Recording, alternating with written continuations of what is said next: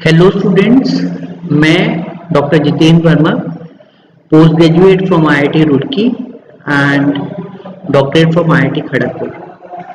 आज हम करने वाले हैं प्रीवियस ईयर क्वेश्चंस नीट में जो आए हुए हैं। टॉपिक है want Hoff factor. Liquid solution में बहुत इंपॉर्टेंट होता है वांट ऑफ फैक्टर। तो किस तरह के क्वेश्चंस इसमें हमें मिलते हैं, चलिए देखते हैं।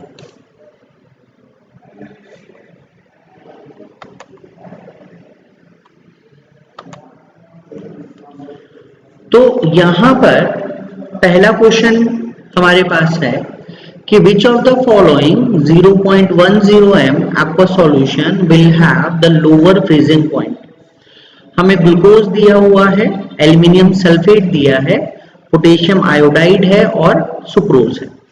सबसे पहले हम समझते हैं कि जो फ्रीजिंग पॉइंट है उसके लिए जो डिप्रेशन है delta TF it is equal to I K F into M.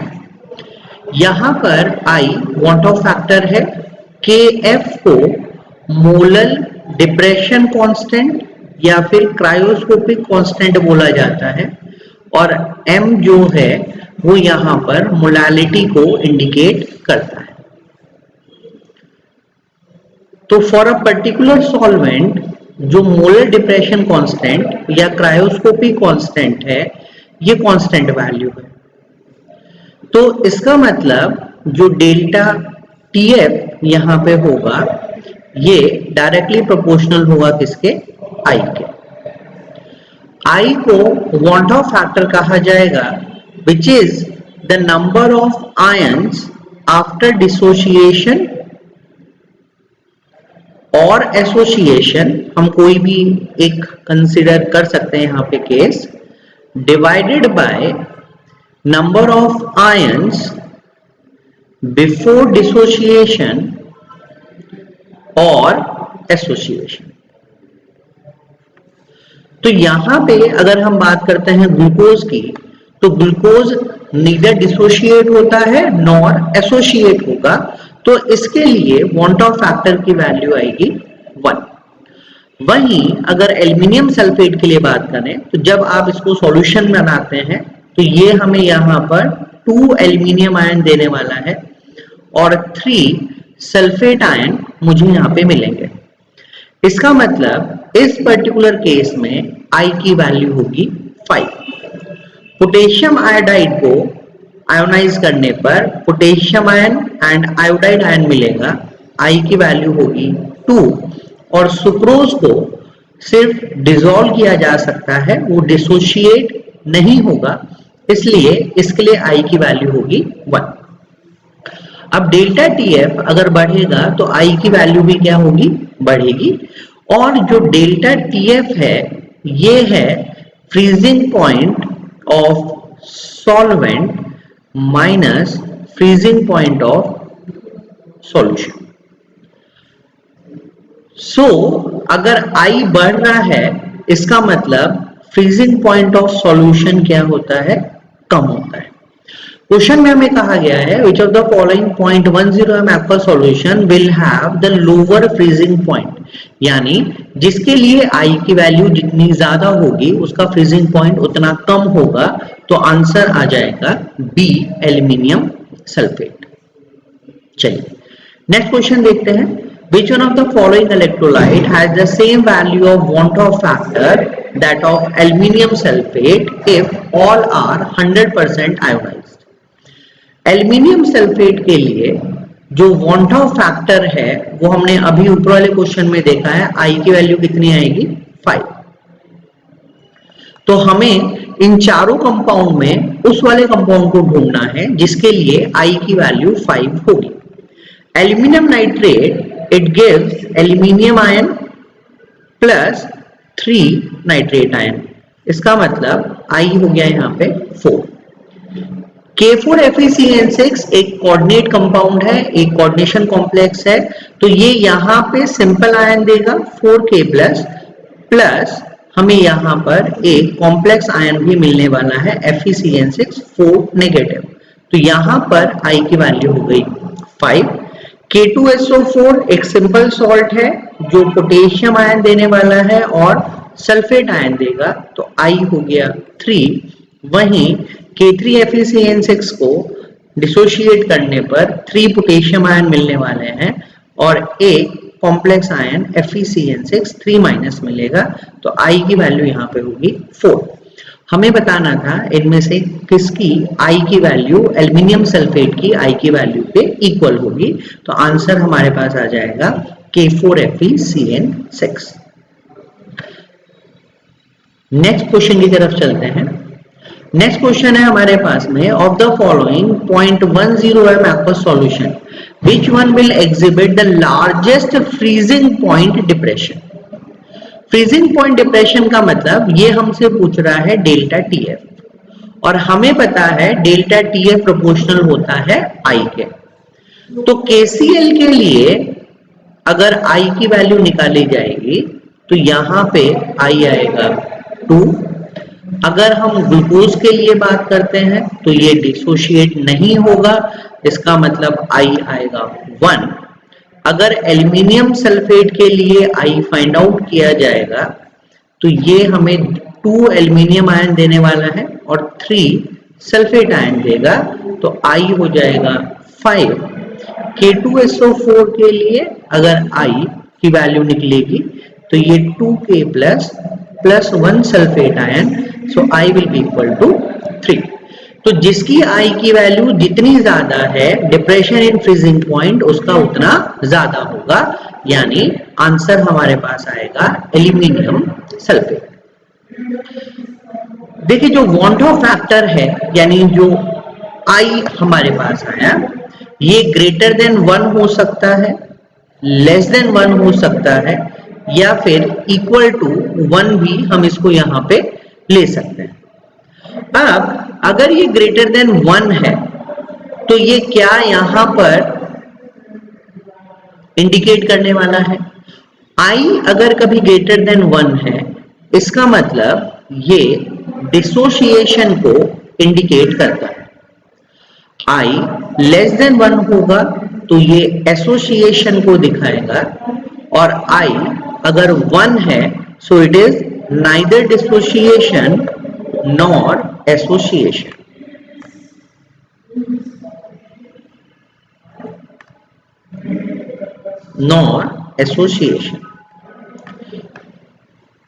देखिए एसोसिएशन के जो केस हमें मिलते हैं वो मेनली एसिड्स में मिलते हैं जहां पर हाइड्रोजन बॉन्डिंग हो सकती है विच में exist in dimer form.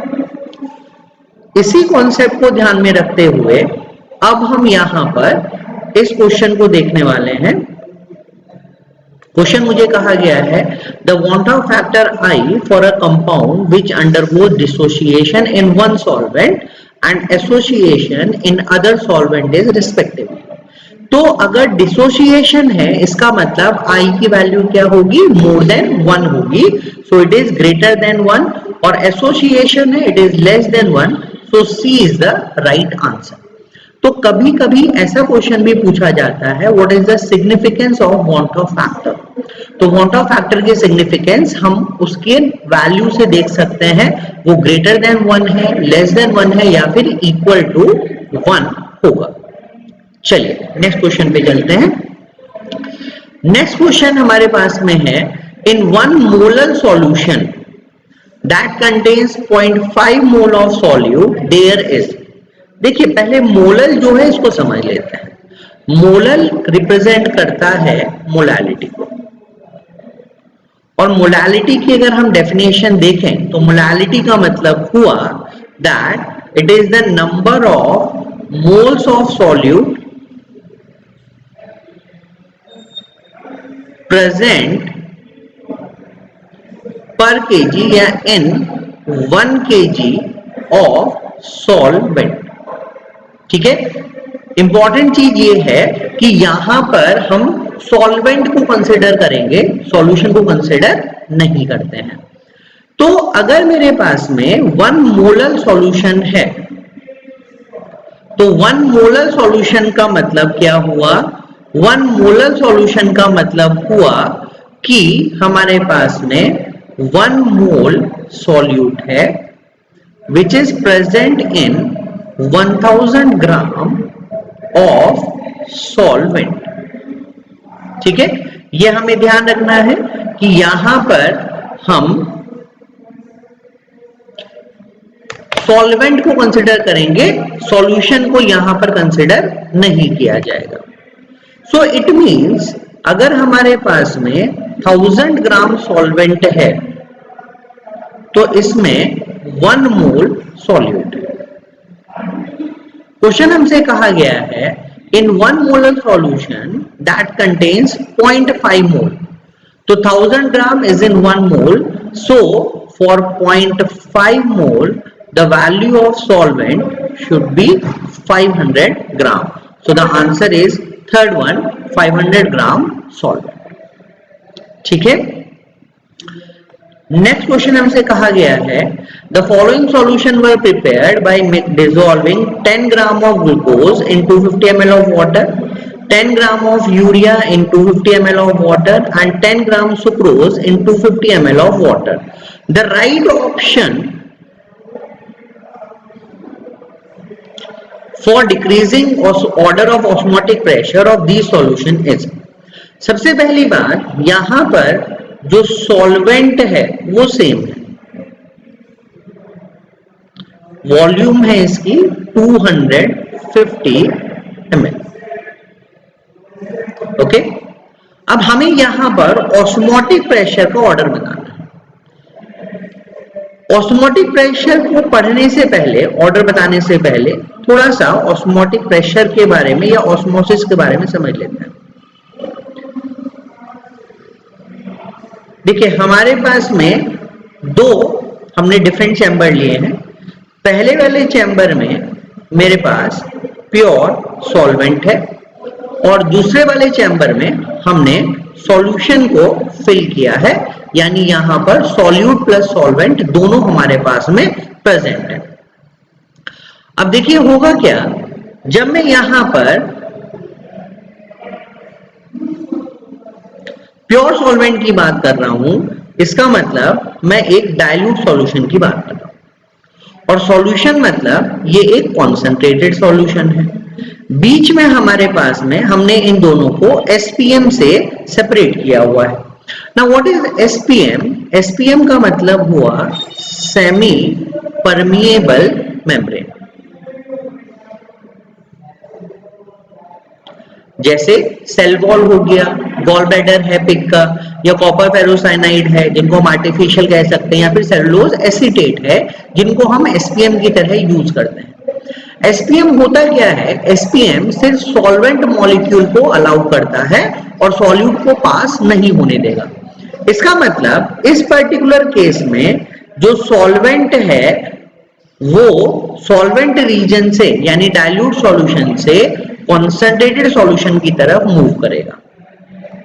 Now this movement of solvent from high solvent concentration, that is from dilute solution, to low solvent concentration, that is concentrated solution, through SPM is termed as osmosis. इसको हम क्या कहते हैं? This process is known as osmosis. अब यहां पर हम solution की साइड में एक प्रेशर लगाएंगे। सॉल्यूशन की साइड में मैंने जो प्रेशर लगाया, जिसकी वजह से हम सॉल्वेंट के फ्लो को स्टॉप कर सकते हैं, उसको चेक कर सकते हैं, उस प्रेशर को कहा जाएगा osmotic pressure. So osmotic pressure is the pressure applied on solution side to check the flow of solvent, okay, through SPM. Now this osmotic pressure pi is given by ICRT, where I is the want-of factor, C is the concentration, जिसको मैं number of moles upon volume भी लिख सकता हूं। देखिए इस question में यहां पर R और T तो सेम ही हो गया, तो हमारे पास में जो पाई होगा ये डिपेंड करेगा I और C के ऊपर, और क्योंकि यहां पर वॉल्यूम भी सेम है तो पाई डिपेंड करने वाला है I और N के ऊपर। n यहां पर नंबर ऑफ मोल्स है और मोल्स को हम लिख सकते हैं, मोल्स क्या होता है, it is given mass divided by molar mass. इसका मतलब कि हमें यहां पर मोल्स की वैल्यू देखनी है और वॉन्ट ऑफ फैक्टर देखना है। अब देखिए ग्लूकोज जो है, ग्लूकोज के लिए वॉन्ट ऑफ फैक्टर होता है 1 और अगर मैं इसके लिए मोल्स की बात करूंगा तो ये हो जाएगा 10 डिवाइडेड बाय 180। ग्लूकोज के लिए जो ऑस्मोटिक प्रेशर है वो हमें दिया हुआ है P1। अगर हम यूरिया की बात करेंगे तो यूरिया के लिए भी I की वैल्यू 1 ही होगी, ये हो जाएगा 10/60, ये हो गया P2। और अगर सुक्रोज की बात की जाए तो सुक्रोज के लिए भी I की वैल्यू 1 ही है और ये हो जाएगा 10/342। इसके लिए ऑस्मोटिक प्रेशर दिया हुआ है P3। अब यहां पर समझिए, अगर मैं इसको W/m लिख दूं, given mass by molar mass, तो I तो सेम है, इसका मतलब pi is directly proportional to W, क्योंकि m भी यहां पर सेम, सॉरी W यहां पर सेम है, तो pi is inversely proportional to m, that is molar मास।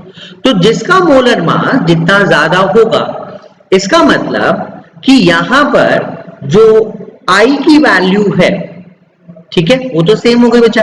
अब देखो इस सारे केस में जो आपके पास में न्यूमरेटर है वो सेम है, डिनोमिनेटर चेंज हो रहा है, तो इसका मतलब अगर मैं यहाँ पे नंबर ऑफ मोल्स का ऑर्डर देखता हूं तो सुक्रोज का जो मोल्स होंगे वो सबसे कम होंगे एज कंपेयर टू ग्लूकोज के, एज कंपेयर टू यूरिया के। सुक्रोज के रेस्पेक्ट में क्या आएगा P3, ग्लूकोज में क्या आ रहा है P1 और इसमें क्या आएगा P2।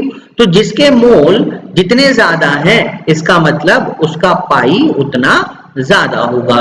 तो मोल सबसे ज्यादा किसके हैं, यूरिया के, तो हमारे पास ऑप्शन क्या आएगा P2 greater than P1 and greater than P3। So first is the right answer. ठीक है, नेक्स्ट क्वेश्चन की तरफ चलते हैं। तो इस तरह के क्वेश्चन नीट में कई बार पूछे जाते हैं और बहुत कम सिंपल सा यहाँ पे कॉन्सेप्ट आपको लेके चलना है। तो हमने यहाँ पे ऑस्मोसिस को भी डिफाइन कर लिया, ऑस्मोटिक प्रेशर को भी डिफाइन कर लिया। अब आप समझे, अगर आप कोई एक एक्सटर्नल प्रेशर अप्लाई करते हैं जो ऑस्मोटिक प्रेशर से ज्यादा होगा, इसका मतलब जो फ्लो ऑफ सॉल्वेंट है वो रिवर्स हो जाएगा और इसी प्रोसेस को हम रिवर्स ऑस्मोसिस कहेंगे। और रिवर्स ऑस्मोसिस को हम प्यूरिफिकेशन ऑफ वाटर में यूज करते हैं। हम सबके घर में आरओ लगा हुआ है, तो आरओ का मतलब है रिवर्स ऑस्मोसिस। ठीक है, नेक्स्ट क्वेश्चन पे चलते हैं। नेक्स्ट क्वेश्चन हमसे कह रहा है the freezing point depression constant for water is 1.86, यानी ये किसकी वैल्यू हो गई, ये वैल्यू हो गई हमारे पास में K। Now, if 5 gram Na2SO4 is dissolved in 45 gram H2O, the freezing point is changed by -3.82। तो ये किसकी वैल्यू हो गई, ये हो गई डेल्टा TF की वैल्यू। Calculate the van't Hoff factor for Na2SO4। देखिए, so delta TF is equal to IKF into M। M क्या है, मोलालिटी है। मोलालिटी को हम क्या लिख सकते हैं, given mass divided by molar mass into 1000 upon mass of solvent in gram. KG लेंगे तो आप 1000 का फैक्टर हटा देंगे बेटा। तो डेल्टा TF कितना हो गया, it is the freezing point of solvent जो 0 है minus freezing point of solution, तो -3.82। I मुझे नहीं पता है, KF की वैल्यू हो गई 1.86, गिवन मास कितना है 5 into 1000 upon weight of solvent दिया हुआ है 45।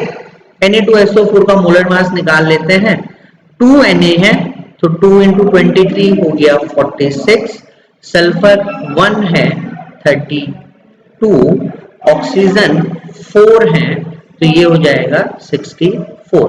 टोटल हमारे पास आ जाएगा 4 2 10 6 16 1 13 146 divided by 146। So it will be plus 3.82 is equal to I into 1.86 into, इसको मैं 5000 लिख लेता हूँ, अपॉन 146 इंटू 45। तो यहाँ से अगर हम I की वैल्यू निकालने वाले हैं तो ये मेरे पास में आएगी 2.63। सो C is the right answer. ठीक है, चलिए नेक्स्ट क्वेश्चन की तरफ चलते हैं बच्चा।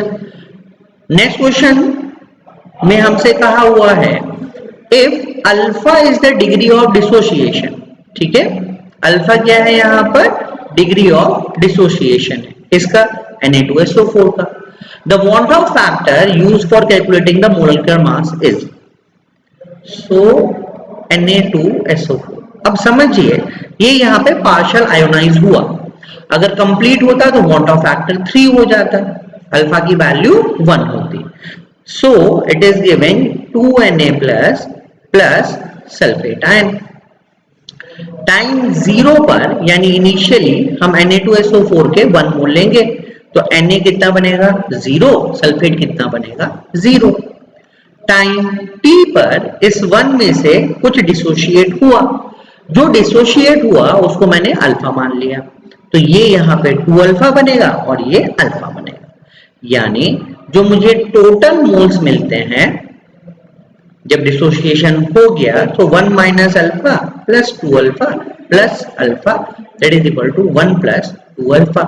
आई की जो वैल्यू हम निकालने वाले हैं तो आई होता है number of moles after dissociation upon number of moles before dissociation. So I हो जाएगा 1 plus 2 alpha. So D is the right answer. So I hope कि आपको ये वॉन्ट ऑफ फैक्टर का कॉन्सेप्ट समझ में आया होगा, कैसे हम यहाँ पर कॉलिगेटिव प्रॉपर्टीज को आई के अकॉर्डिंग चेंज कर सकते हैं, उसका एक छोटा सा मैं आपको ट्रिक बता देता हूं। तो ट्रिक ये है, देखिए हमारे पास जो कॉलिगेटिव प्रॉपर्टीज हैं सीपी, ये कितनी होती हैं, एक तो है relative lowering in vapour pressure, that is it will be PS minus P naught upon P naught is equal to mole fraction of solute, that is N of solute upon N of solute plus N of solute। दूसरी हमारे पास जो colligative property है वो है elevation in boiling point, delta TB is equal to I KB into M, यहाँ पे भी I से मल्टीप्लाई कर लीजिए। तीसरी हो गई depression in freezing point, delta TF is equal to IKF into M, और चौथी हो गई pi is equal to ICRT। So these are the 4 colligative properties we have. ये 4 कॉलिगेटिव प्रॉपर्टीज है हमारे पास। कॉलिगेटिव प्रॉपर्टीज वो प्रॉपर्टीज हैं जो नंबर ऑफ पार्टिकल्स के ऊपर डिपेंड करेंगी, ना कि नेचर ऑफ पार्टिकल के ऊपर। ठीक है, तो अब आप समझिए कि अगर I की वैल्यू बढ़ती है सो इट मींस RLVP क्या होगा, बढ़ेगा, या हम कहें जो वेपर प्रेशर ऑफ सॉल्यूशन है ये क्या होगा, डिक्रीज होगा। ठीक है, दूसरा अगर I की वैल्यू बढ़ी तो डेल्टा TB की वैल्यू बढ़ गई, इसका मतलब बॉइलिंग पॉइंट ऑफ सॉल्यूशन क्या हो गया, बढ़ गया। I बढ़ा तो डेल्टा TF की वैल्यू बढ़ी, यानी फ्रीजिंग पॉइंट ऑफ सॉल्यूशन क्या हुआ, डिक्रीज हुआ, और I बढ़ेगा तो पाई की वैल्यू बढ़ेगी। तो ये कोर कॉन्सेप्ट है पूरे के पूरे वॉन्ट ऑफ फैक्टर का जो हमने यहां पर डिस्कस किया है। ठीक है, इसी तरीके का नेक्स्ट वीडियो में हम करेंगे कि अगर हमारे पास में कॉलिगेटिव प्रॉपर्टीज हैं तो उसके किस टाइप के नीट में क्वेश्चंस आ सकते हैं। Thank you.